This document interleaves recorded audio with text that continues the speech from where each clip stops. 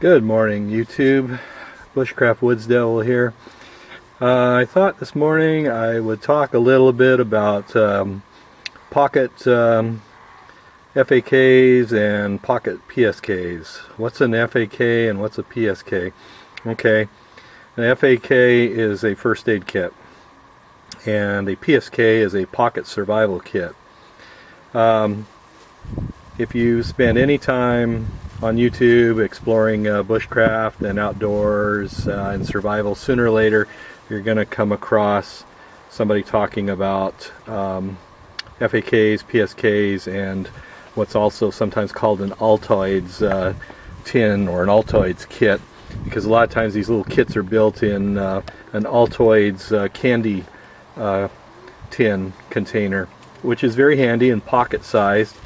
And the idea of this is to have a little insurance policy in your pocket in case something calamitous happens out on the trail.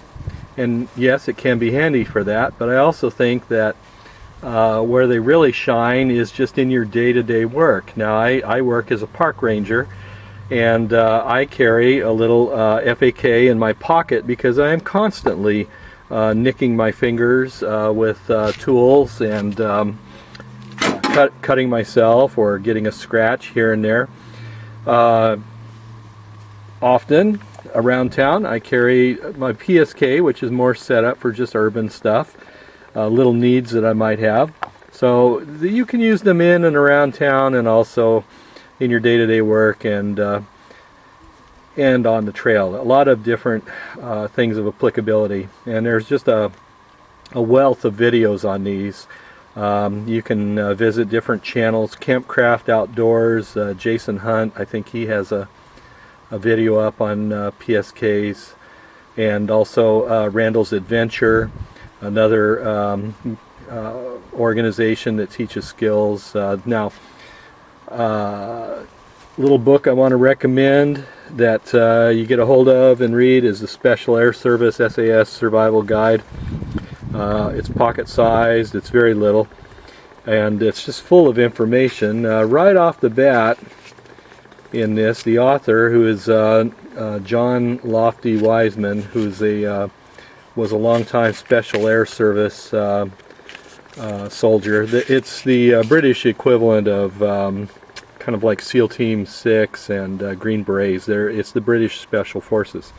Well, he has a little chapter here on building your PSK, and the advice that I really like is he says, check it regularly. Changing contents that deteriorate, never leave it open or lying on the ground, because things can become lost, and bandages can lose their adhesiveness. Matches can get crushed and broken even inside the tin from rattling around. So check it often and tune it up. But this is a great book, and I highly recommend it. Special Air SAS Survival Guide. John Lofty Wiseman is the writer. Okay, so let's dive into these kits. First, I'm going to go over my little FAK. Now, this is in a little tin. Interestingly, my wife's grandmother gave me this. It belonged to her husband. It was a World War II first aid packet, which had carried a Carlisle bandage, which was a wound bandage. So it's a old tin, and I carry it because I have very fond memories of Grandpa Russ, and so I have my little first aid kit in here. So what do I have? Well, in the lid, I've got a couple of sheets of 3x5 card, and there's a pencil. So let's see if we can come down here a little bit. Okay. So 3x5 cards for making notes, writing information. If I'm taking care of someone, I can write down my notes about their condition. Some bandages, just little band-aids, very handy. A couple of different kinds of painkiller. You can start working with equipment and you start getting a headache from the chainsaw running, or your shoulders start to hurt from holding a pole hedger, you're going to appreciate having some kind of pain relief right on your person. So this is a wonderful little kit that I carry at work, and it helps me all the time. A little bit of antibiotic ointment.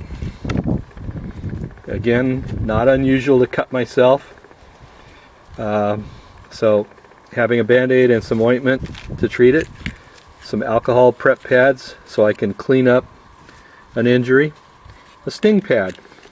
Not unusual in my line of work to get stung by some stinging insect, and it's nice to have something that you can just rub on and kill that pain. More Band-Aids. And more Band-Aids. Use a lot of them. And a few little safety pins, which can be great for picking splinters, or if I get a blood blister under a nail, I could heat it up with a lighter and poke the blood blister and drain it. Very handy little things.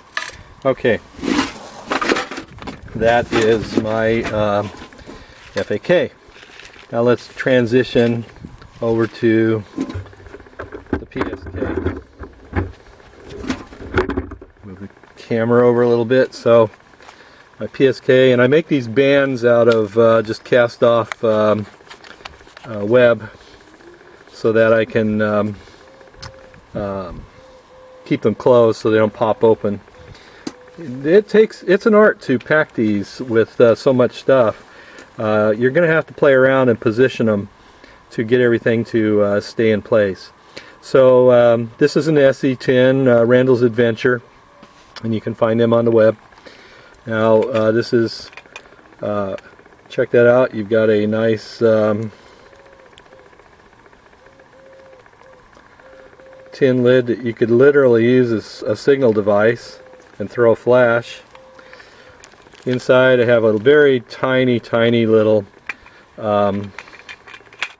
fishing kit with some line, some split shot sinkers, and a couple of little hooks. A very small pocket knife. Again, just a backup in case something happens and I forget my pocket knife for the day, or I lose it and I need a little cutting tool. So a little tiny pocket knife. And again, you can cut splinters out of your hands with this. A pencil, okay, again for writing notes. A little sewing kit with some needles and stuff so that I can sew torn clothing, or maybe repair a pack strap if it breaks. Good to have some of that. Some matches. Have a couple of storm matches in there, and some waterproof matches, and a little piece of striker paper. A whistle, and you can see it's a little hard to get things out because you're really packing them into the kit. Okay, this is going to be a real pain. There we go. Okay, a little emergency whistle. A little signal mirror from my friend Jason, Tactical Bushcrafter, and you can find his channel on YouTube.